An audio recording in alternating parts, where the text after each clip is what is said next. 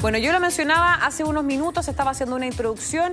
Esta guerra comercial entre Estados Unidos y Washington, entre Estados Unidos y Beijing está completamente desatada, principalmente con esta aclaración también de la Casa Blanca que anunció que finalmente el arancel total de Estados Unidos a todos los productos chinos que quieran ingresar a Estados Unidos será entonces con un arancel del 145% y no 125% como fue lo que se había anunciado el día de ayer. Pero para poder analizar este tema ya estamos en contacto con Emanuel Santos, analista de mercados de XTV Latam. ¿Cómo estás, Emanuel? Muchas gracias y muy buenas tardes.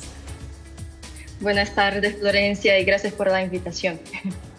Bueno, Manuel, cuéntame, ¿cómo ves tú que la Casa Blanca hoy día haya salido entonces a aclarar que finalmente el arancel total es de un 145% a todos los productos que vengan de China? Bueno, hay una repercusión muy grande porque una escalada arancelaria muy asombrosa, 145%, es bastante grande. Y ya podemos ver algunos efectos en los mercados financieros, como en la última semana, en el comercio global y también las proyecciones macroeconómicas. Justamente porque el impacto para China va a ser significativo, aunque de una primera muestra, digamos así, no se vea tanto, porque las exportaciones directas a Estados Unidos originadas en China representan como alrededor del 15% del total chino. Pero al considerarmos las exportaciones indirectas vía países como México, Vietnam y otros mercados emergentes, esa exposición es mucho mayor. Entonces tenemos varios sectores expuestos, no solo en Estados Unidos, pero cuando hablamos de la economía global, porque estamos hablando del sector tecnológico, del sector químico-industrial, la iluminación y principalmente de los bienes de bajo costo. Entonces ya vemos también una reacción empresarial, porque muchas firmas, tanto de Estados Unidos como chinas, pero cuando hablamos un poco más de China, ya están reevaluando justamente su producción para trasladar a países del sudeste asiático, que podría enfrentar aún más riesgos por cuenta de una posible ampliación de estos aranceles también a esas regiones. Sí, de hecho, por ejemplo, se dio a conocer de que Apple, la empresa de iPhone, ya había anunciado el envío de por lo menos cerca de 6.000, eran cerca de 6 toneladas también de distintos productos de teléfonos de iPhone, de distintos productos de la empresa, desde China a la India, y que desde la India se fueran exportados para ser importados en Estados Unidos, obviamente para de alguna manera esquivar también el arancel. Es decir, ese tipo de prácticas las vamos a comenzar a ver muy seguido, ¿no? Y en distintos países, no solamente en la India. Sí, exactamente, porque los países van a empezar a buscar lo que sería menos costoso. En este caso, todos los países están sujetos a los aranceles, entonces la cosa es buscar justamente quién puede ofrecer mejores condiciones económicas para la producción.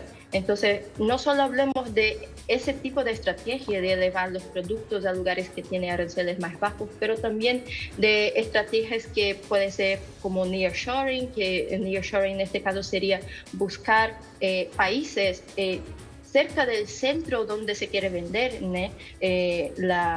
Hacer la producción, entonces para tener menores costos de logísticos, menores costos de producción, o hasta mismo el friendshoring que se llama, que sería lo intento de los países empezar a producir con sus alianzas, o sea, con países que son más alineados de forma política y económica.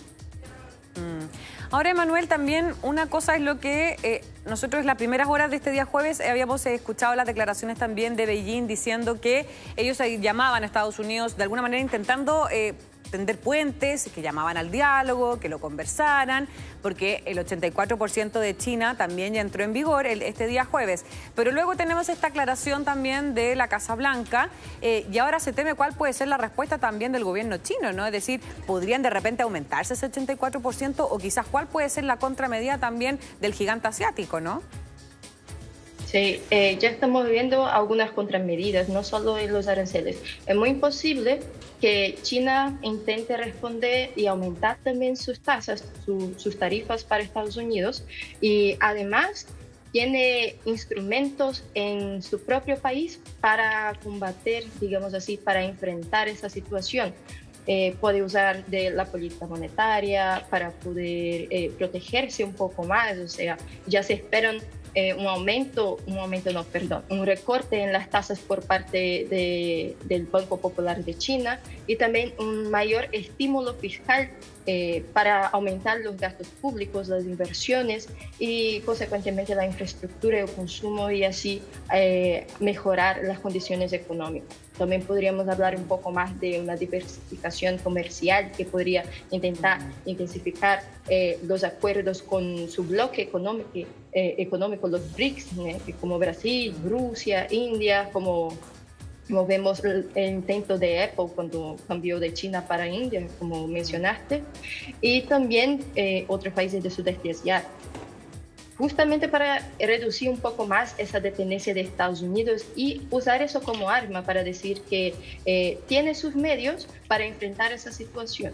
Entonces, China tiene un mercado interno bastante grande, y entonces eso también puede ser usado por cuenta de intentar, estamos hablando de más de 1 billón de personas, entonces podría haber ese intento justamente de impulsar la economía local para cubrir, digamos así, esa parte.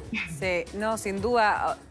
Nosotros lo hemos estado conversando también y lo hemos estado analizando en diferentes instancias porque la última guerra comercial entre Beijing y Washington fue en el 2020, justo antes también de la pandemia, y en ese minuto China dependía mucho más de Estados Unidos que hoy.